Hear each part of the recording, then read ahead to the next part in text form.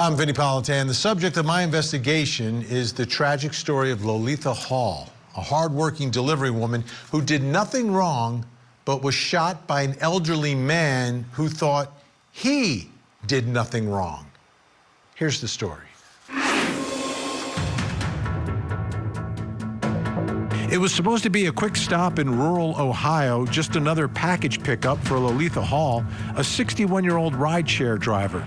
But when she arrived at the home of 81-year-old William Brock in Clark County, her routine day turned deadly. Investigators say Brock, consumed by paranoia and repeated scam calls, believed Hall was part of a plot to defraud him. As she approached his porch, he allegedly confronted her at gunpoint, blocked her from leaving, and fired multiple shots. Hall collapsed in the yard, dying before help could arrive. Police say there was no threat, no scam, just fear turned fatal. Now the elderly homeowner faces murder, kidnapping, and felonious assault charges. His small community stunned. Was Brock a frightened old man acting out of confusion, or a killer who let paranoia pull the trigger? This is an incredibly tragic story. You know, two people who never would have been a part of something end up being a part of this incredibly sad, sad day where Lo-Letha Hall loses her life. She's just doing her job. I'm going to show you the video from her dash cam camera, okay? This video is in her car. She pulls up, and then you'll see what happens. I'm going to warn you, it's graphic, it's real. This is the alleged crime. You'll see most of it. You'll hear it as well. Let's watch.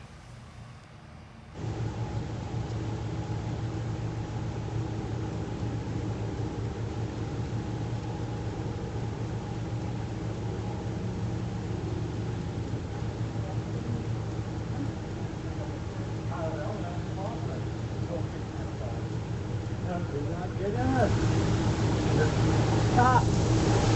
Stop. Or I'll call 911. Stop. No, you're not leaving. Hi. No, you're not. You're not leaving in one hole. Stop. Give me that phone. Stop. Give me it. Stop. Give me it. Help! Help! Help! Give me that phone. Help! I'll shoot the other way. Help! Come on, get out. Help! Sir! Yeah. I'm here to pick up a package. Yes, I know what you're after. You're after the... Help! Help! I'll shoot you in the head. Don't do that, please don't. Don't, sir. Who Please do don't. you work for? Over. It's right up there. You can see it. You can see it. You can look, sir. Please. Just look. Well, hold the property. Right here. Stop! I'll shoot you. Give me that phone. No. All right, kid. Please, don't shoot me anymore.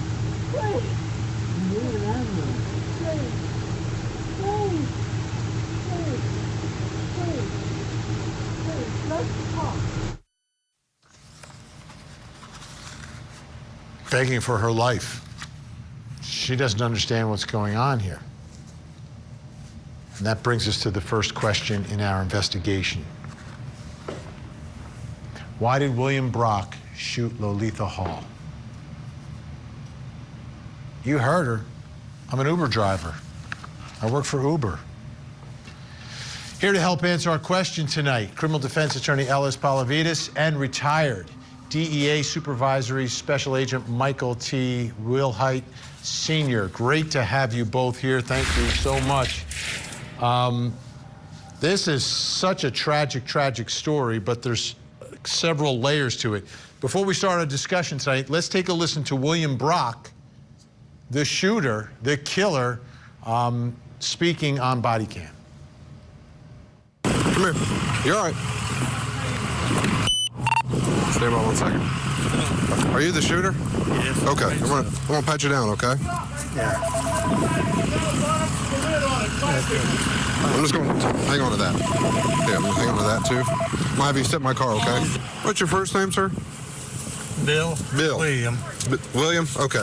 Hey, I'm going to pat you down real good, so can you step out here real quick, and I'll just pat you down again? Okay. They got a squad coming for you, okay? I figured that. Well, I mean, you're bleeding pretty good here from your ear, okay? Yeah. So just hang tight, all right? You're not under arrest, okay? You're just being detained in the car for now, okay? And like I said, there's a squad coming to check you, okay? Yeah. So just give us a few. I'm sure glad to see you guys out here because I've been on this phone for a couple hours with this guy trying to say that he had a nephew in jail that had a wreck in Charleston and just kept hanging on and needing bond money, and this woman was supposed to. Yeah, figured it. All right, I kept getting different names and different stories out of him. He just walked out here and just started popping up. No, he said it was a scam that somebody called and told him that his nephew was in jail and he needed to bring $12,000 downtown. And next thing you know, he tells him that he's got the $12,000. She shows up here and tries to take his $12,000, so he shot her. He said slammed the door on his head. She slammed the door on his head? Yeah, it's what his whole side of his head is bleeding. Oh? Yeah. Oh? Yeah. We didn't go inside your home. Well, there's $12,000 in an envelope in there that I was supposed to take to Springfield. And she was sitting out in Springfield this week. Okay. And I was supposed to take it to this black vehicle in front of the courthouse this morning. And things will be all right. Michael, I'll begin with you. It seems that the shooter was the subject of this day-long scam, and unbeknownst to the Uber driver, she's coming to pick up an envelope with $12,000 in it. Vinny, I gotta say, this is unfortunate on either side of the coin, on both sides of the coin. Initially, I gotta say, looking at the footage and reading about the incident, I'm thinking maybe you got a man, just a mental deterioration. But now, as it goes on, I continue to look at it. I'm thinking just paranoid. Constantly getting calls about being arrested, thinking he's actually talking to the police officers. Being threatened, family members being threatened. And then eventually they said they're going to send an Uber driver to get this money that he's scrounged up. And lo and behold, an Uber driver shows up. This Uber driver doesn't know what the heck is going on. Only thing she is charged with is picking up a package. Now, I've seen some footage where the defense attorney is trying to say she broke into the house. She entered his house. I haven't seen anything that even remotely shows that. Based on what I've seen from the show here, but I really think it's unfortunate, but I don't see self-defense there because she obviously is backing away from him. She's trying to get away from him, and he's basically surging at her. He's the aggressor. Make no mistake about it. Yeah. She's begging for her life. Take a look at this, Ellis. This is from the Clark County Sheriff's Office. Subsequent investigation into this incident revealed that while Mr. Brock did receive scam calls to his residence wherein he was threatened, Ms. Hall, an Uber driver, also received communications from the same subject or an accomplice through the Uber app for her to pick up a package for delivery, which is a common service provided by Uber from Mr. Brock's residence. Ellis, what are your thoughts here about the why of it? As we watch that video, she's begging for her life. He seems focused on her phone. So I think to understand what happened here, we really need to look at the jury instructions because that's going to tell us what we need to be looking for. And when you're dealing with a self-defense claim, there is an objective standard and a subjective standard. You must have reasonable grounds and an honest belief that you are in imminent danger of death or serious bodily injury. So the objective standard in this case is the context of the scam and the fact that there were threats made. And the subjective standard, which is going to be established by expert testimony, they are going to permit an expert to testify that he had delayed cognitive processing, speed, and decreased problem-solving abilities occasioned by his age and isolation. So it's not just about us looking at this situation just with the video. We actually, in the jury instruction state, need to put ourselves in his shoes. And that's what's going to be at issue. Michael, we have a real problem these days with these scammers calling up and trying to manipulate people into situations. And it seems oftentimes someone who's a little bit older can fall prey. But in this case, the man who fell prey, was fighting back with it and had a gun and had an ability to fight back against these people. And this poor woman is thrown in the middle of it. Lo-Letha. Exactly. The mere fact, Vinnie, the mere fact that she also was, Miss Hall was also getting contact or phone calls from the supposedly bad guys, again, doesn't mean that she was involved in it. Doesn't mean that she was anything to do with or even aware, as far as picking up the money. Only thing she's charged with in her head is, I'm just picking up this package, which apparently is a service that Uber actually does. Okay, but you're right. As far as going back to the question, as far as the elderly becoming prey to all kinds of scams and stuff, these guys, they prey on them. They track them down. Do Facebook, social media, neighbors talking to each other, everything. So they're looking for these guys. They're looking for the elderly to take advantage of. One of the biggest scams now, is being told, is Bitcoin's scam, where they contact the elderly to try to get them to pull money from these Bitcoins like ATMs. So yeah, it's sad. It's an epidemic. That's what we're in. It's an epidemic. Absolutely. Michael, Will Height, great to have you on the program. Great to see you. Ellis is going to stick around. Coming up next, who was scamming William Brock? May I ask who I'm talking to? Yes, this is the officer speaking. Okay, what officer? Yes. No, I need to know what officer, sir. You're going to be in trouble. I ended up asking him if he loved me. He said, I don't know. I said, do you love her? He said, I don't know. That set you off? Someone was stabbed?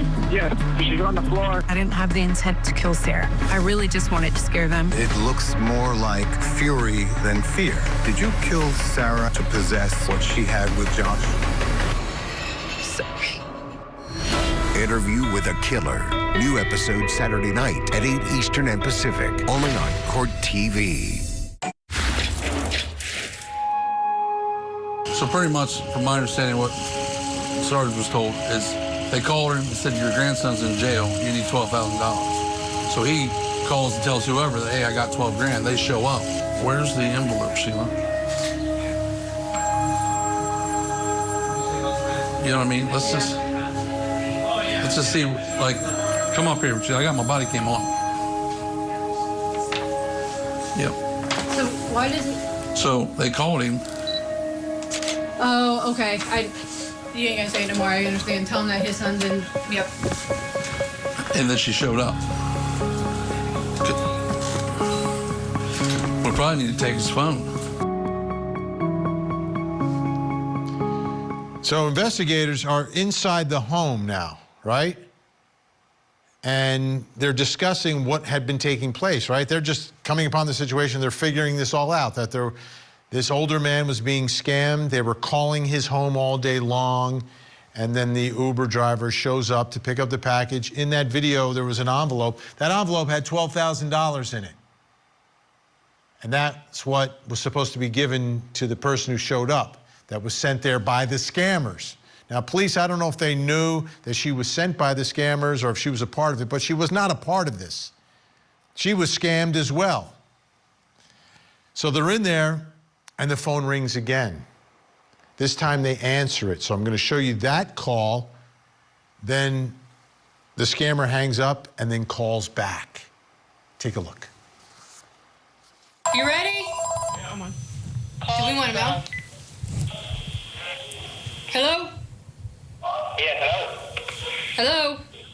Yes, who's this? May I ask who I'm talking to? Yes, this is the officer speaking. Okay, what officer? Yes. No, I need to know what officer, sir. You're going to be in trouble. Okay. Let me ask you this. The female you sent over here, you know who she is? Yes, I do. Okay, well, she's been in an accident. And this is actually an officer. It's Detective Cruz with the Clark County Sheriff's Office. I need you to dial a number, get this number so I can explain more to you. Hello? Hello? If you'd like to make a call. How you doing on speakerphone? This one? I'll give it to you. See how you put it on speaker? That speaker thing right there? Right here? Yep. Hello?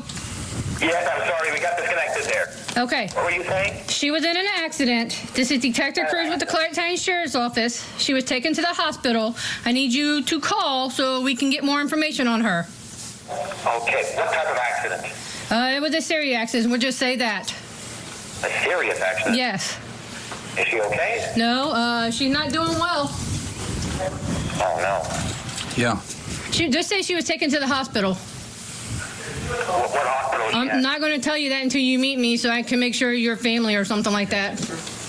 Okay, I'm going to be there, give me 20 minutes. Okay, thank you. Where is the gentleman that was there?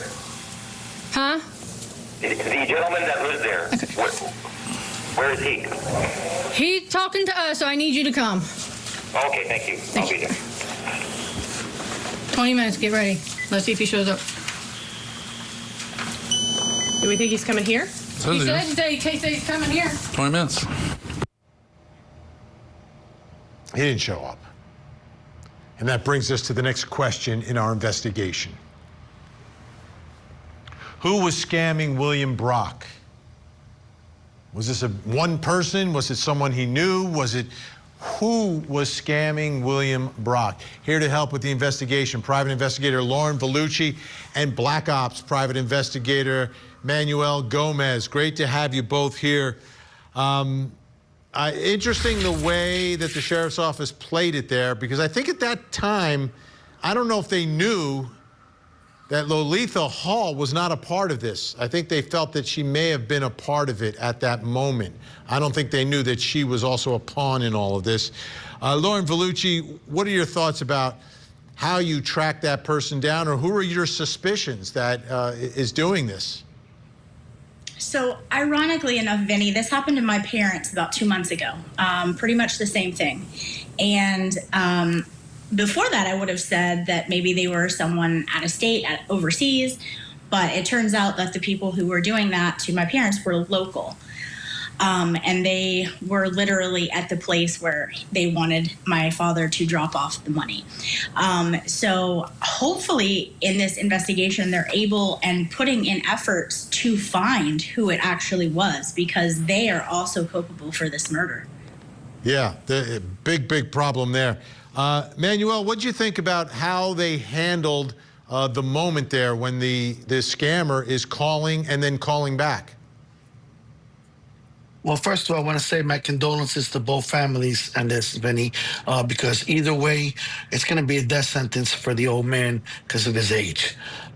Either way, and the innocence of that woman. I was disappointed on how the police officer reacted. Clearly, she was not trained and did not have the experience in dealing with an investigation. It seems like to me in any type of investigation. She had the opportunity to lead that person on, to make her believe that she was possibly the Uber driver, and to, get more time and more information. She gave up more.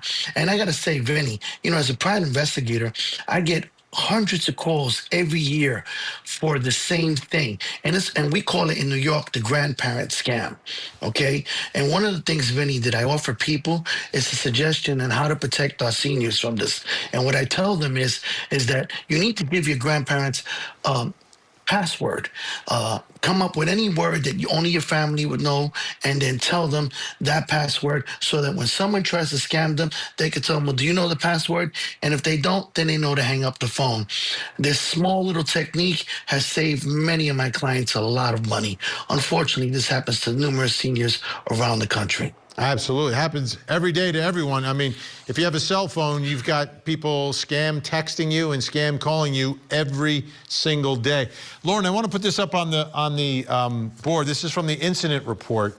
This was a little bit of follow-up that they did.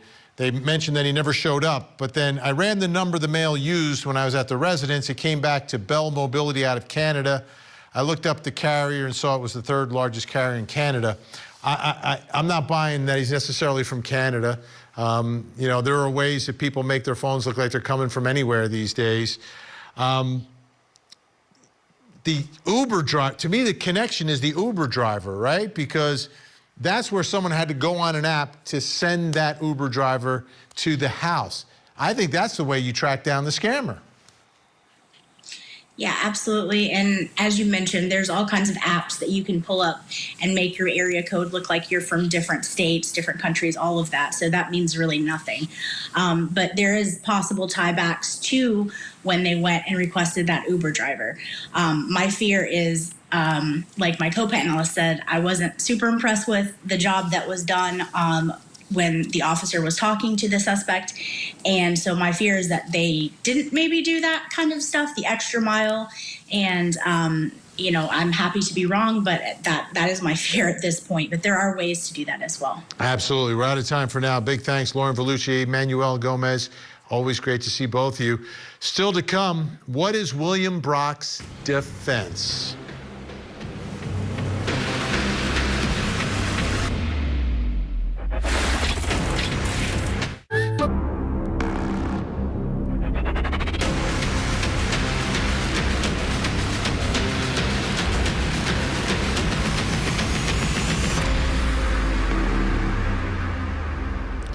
I'm Vinnie Politan. We continue our investigation of the tragic death of Lo-Letha Hall, shot by a man who believed she was part of an elaborate scam.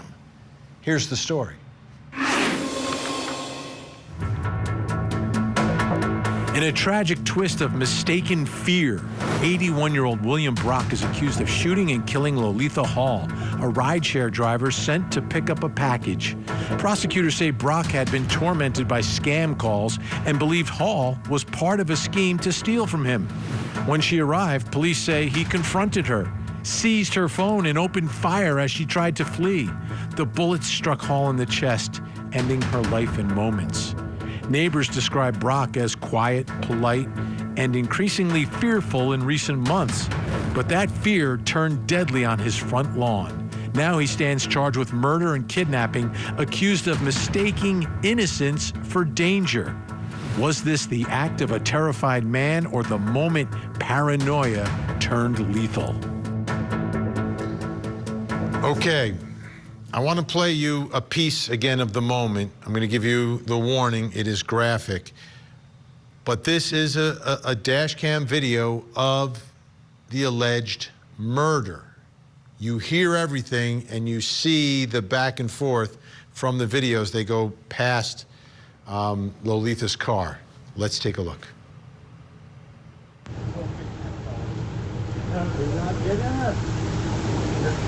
Stop. Stop. Or I'll call 911. Stop. No, you're not leaving. Why? No, you're not. You're not leaving in my home. Stop. Give me that phone. Stop. Give me it. Stop. Give me it. Help! Help! Help! She's screaming for help. She's begging him to stop. She's apologizing. She's backing up, trying to get away. He is pursuing her. He has the gun. And you hear he's focused on, I want the phone, I want the phone, I want the phone. So after the shooting, there's a 911 call. Let's take a listen to that.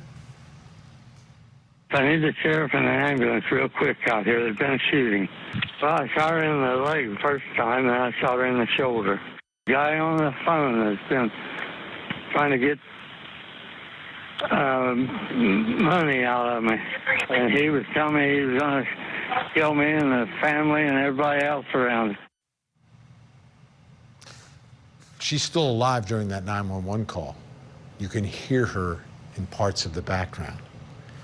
So with all this in mind, like, he knew what 911 was, right?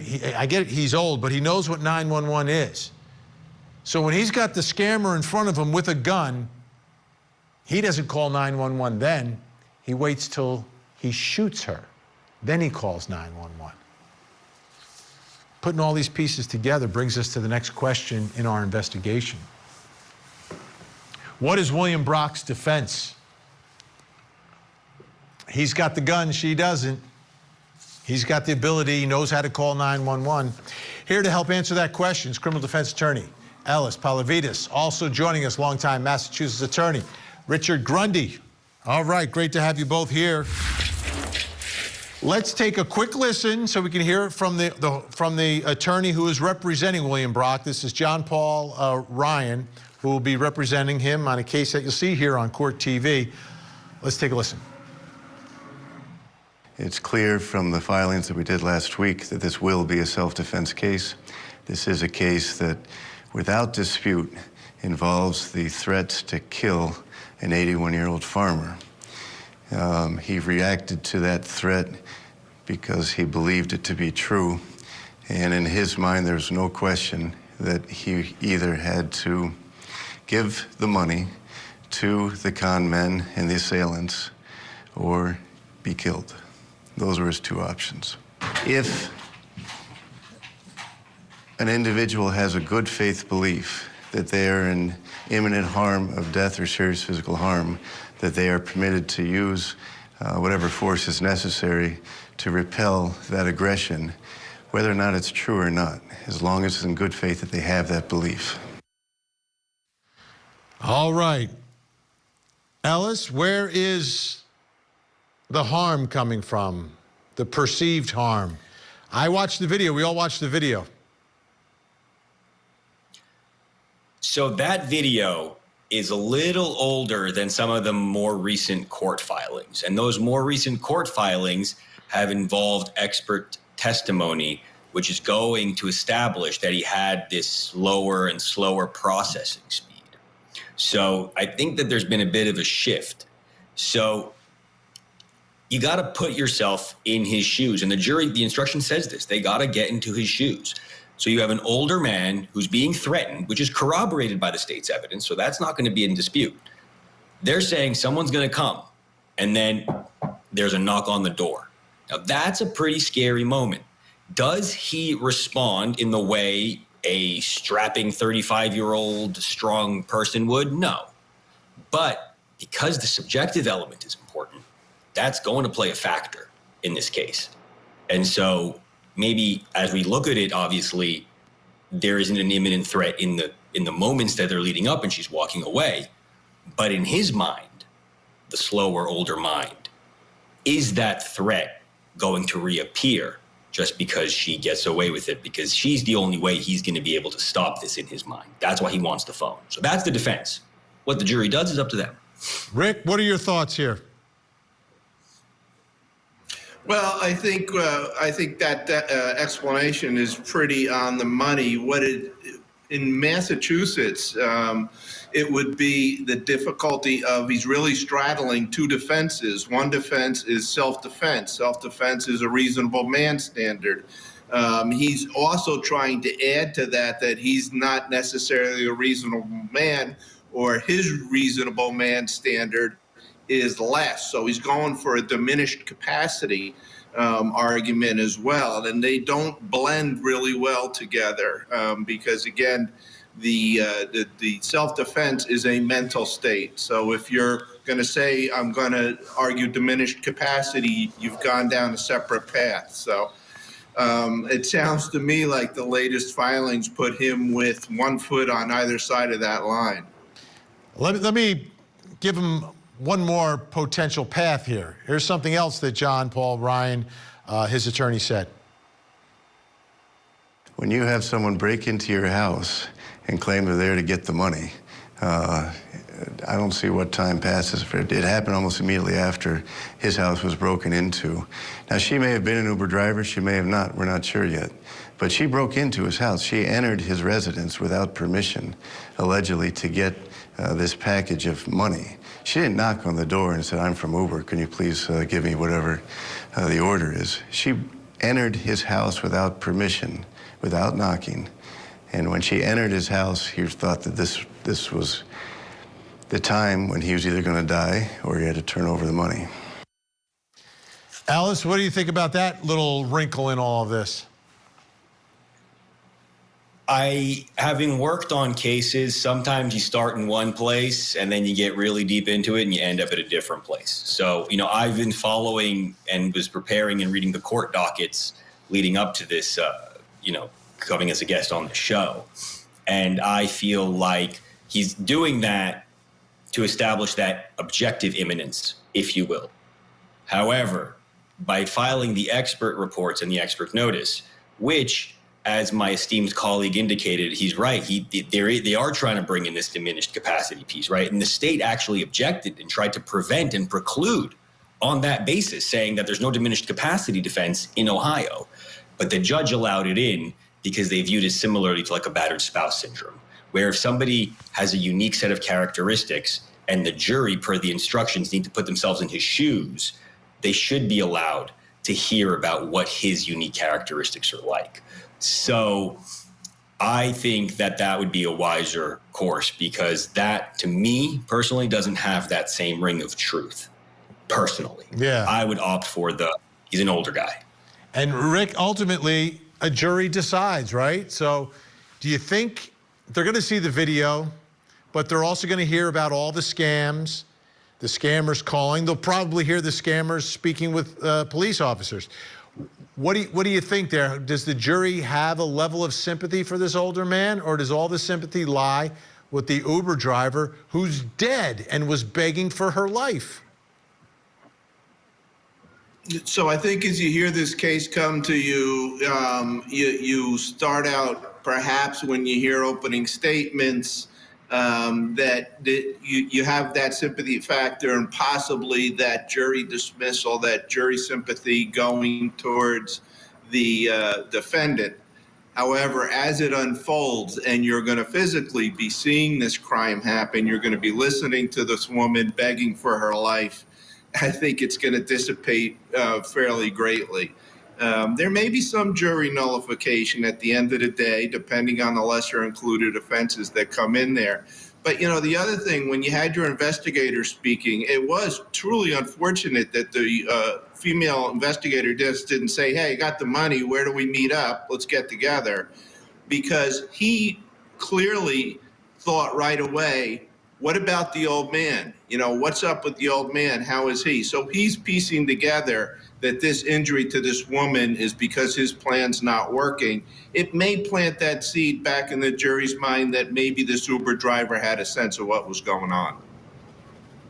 Ellis, do you think there'll be, how is the balance of the sympathies from your perspective in front of this jury? I think the difficulty in this case is that there are mitigating circumstances, but I don't know that it rises to the level of letting him walk. The reason you can't resolve it, however, is because any time is a life sentence when you're 81 years old, right? So I have a lot of clients where, yeah, maybe we could do a deal and we should do a deal, but what kind of deal can we do when you're 81 years old? You give me 5 years, that's still not tenable. And the other piece, too, is you have a family. The prosecutors have a family that they have to answer to.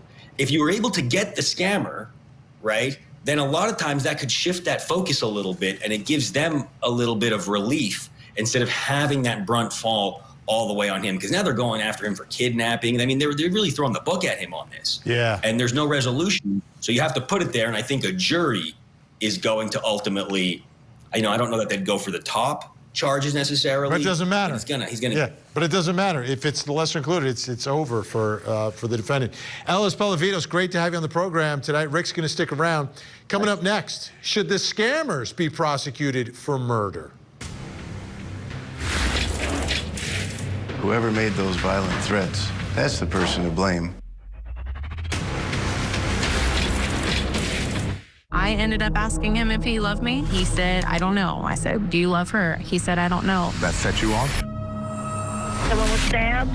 Yes, she's on the floor. I didn't have the intent to kill Sarah. I really just wanted to scare them. It looks more like fury than fear. Did you kill Sarah to possess what she had with Josh? Sorry. Interview with a Killer. New episode Saturday night at 8 Eastern and Pacific. Only on Court TV.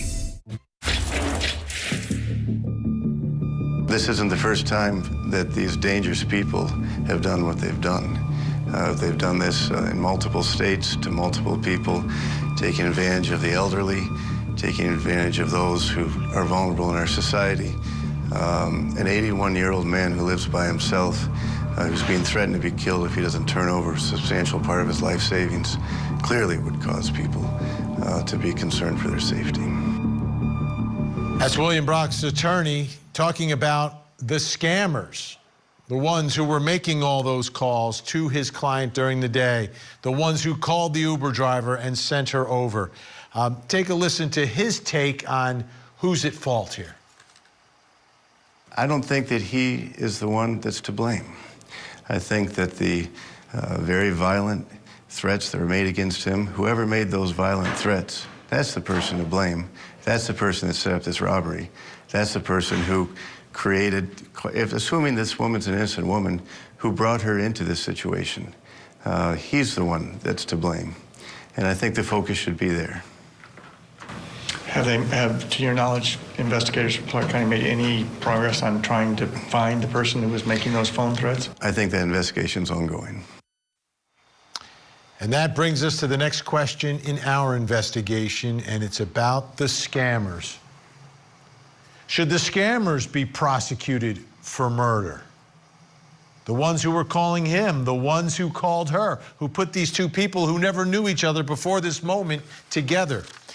Here to help with the investigation, retired FBI Special Agent, Professor of Practice at the University of New Haven, Kenneth Gray is with us, and still with us, longtime Massachusetts attorney Rick Grundy. All right, Kenneth Gray, before we get to whether or not we're going to charge him, we got to find him. How difficult is it to find him, and how do you find him? Well, a year ago, Vinny, I told you that I thought they were going to find him, and they haven't found him as of yet. So, you know, it's more difficult than I thought it would be. I thought they would have him in hand by now. So, what are your thoughts about, to me, it's like a but-for test. We used to do this in law school. But for this wouldn't have happened. But for these scammers, this shooting never, ever happens, Kenneth. You're absolutely right. But and the scammers are the one that put this in play. They sent Lo-Letha over to his residence. They put Brock in a position where he was afraid that he could possibly be attacked. But at the same time, Brock was trying to keep Lo-Letha from leaving the residence. He did not fear for his life at that moment from her. So I don't know if you can say that he was acting in self-defense. I think he was acting to try to keep her from leaving, to hold her for the police for investigation. Yeah, Kenneth, let's take a listen to William Brock, because he spoke while he's in the hospital bed because he got hurt during all this as well. Let's take a listen. I was supposed to put them into the courthouse. They would be waiting there for it. Okay. And they had time, got real nasty threats and stuff. Yeah. For long enough for her to drive out. And I said, well, where's she at? He said, well, she's at your house now to get the money. And if you don't get the money, she's going to kill you. So, Kenneth, that's the threat he said that was made, the final threat and the final phone call before she shows up. If you don't give her the money, she's going to kill you. And obviously, again, he's older. He's got a gun, though. To me, the real problem is that he knows how to use a phone. At no point does he attempt to call 911. Yeah, exactly. Not only that, but he shot her once And then when she still was attempting to leave, he shot her twice more. So his action was to stop her from leaving the area, not to stop her from attacking him. I'm wondering, these scammers, is it a matter of cold calling, or is there some research on their victims, their prey, done on the front end of all of this? What are your thoughts on that, Kenneth? This is a grandparent scam. And usually with a grandparent scam, there is some research going through social media, trying to find out something about the person so as to be able to use names of children or names of grandchildren or names of nephews or nieces. There's usually some research done about the person that you are targeting. And this is something that occurs quite often against the elderly. Rick Grundy, we've reconnected with him, longtime Massachusetts attorney. Rick, is this the type of case, if Kenneth Gray was able, or someone like Kenneth Gray is able to track down these scammers, could you try them for murder? Yeah, I think, again, so let's look at the standard we'd have to prove is that a reasonable person would believe that there is a probability that a serious crime that could result in death would occur based on their actions. And again, I'll harken back to what we hear the scammer say on that phone is he's not buying into this police officer's she's not suggesting anything, but she's leaving the door open that maybe it was just a car accident and it sent her to the hospital. He's not buying into that. He's like, well, what about the old guy? He knows he's an old guy. He knows that he may be involved in creating this harm. So clearly, I think you have a little seed to work with right there that that's in his mind that his actions may have led to a person being seriously harmed. So it would naturally follow that a homicide could be a part of that. All right, Rick, we have about 45 seconds here. Final question to you. If you found the scammers, you would need the testimony of Brock. Would you give him a deal? Would you let him slide if you were able to get the scammers? In a heartbeat, absolutely. And just harkening back on something that our other guest said is when I was at the Attorney General's office in charge of the Criminal Bureau, we had an elder unit, and these people are absolutely targeted. They're targeted from their senior citizen centers. They're targeted by people at pharmacies. Anywhere they go, whatever they do, they are targeted. All right. Big thank you tonight. Rick Grundy joining us and Kenneth Gray. Always great to have both of you on the program. We appreciate your sacrifice of time and your expertise. We'll see you again really, really soon. You know, I look at this case, and this is an awful case, right? These two people never would have collided but for those scammers. You know, a man who never would have shot anyone is now in court on murder charges because he was a victim. He was a victim of the scam. But the looming question as we get ready for this trial on Court TV, it's scheduled for early January. The question is, what will the jury do with these facts? Will they feel any sympathy for William Brock? I'm Vinnie Politan. We'll keep digging for answers as the investigation continues.